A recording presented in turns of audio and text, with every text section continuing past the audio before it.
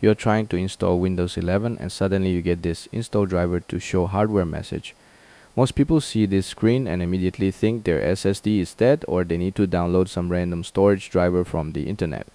That wasn't the case for me, and it might not be the case for you either.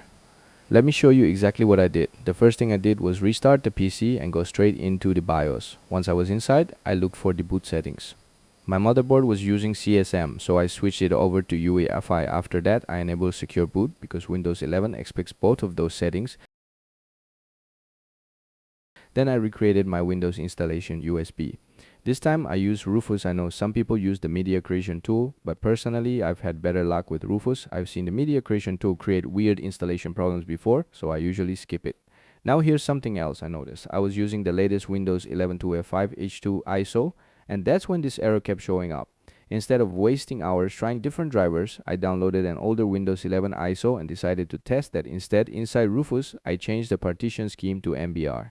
And for the target system, I selected UEFI CSM. Those are the exact settings I use. I'm not saying these settings will fix every single computer, but this is what worked on my system. After Rufus finished creating the USB, I rebooted the computer and booted from the USB again. And this time, no more install driver to show hardware message. Windows setup went straight to the installation screen. My drive showed up normally and I didn't have to load any storage drivers or download anything extra.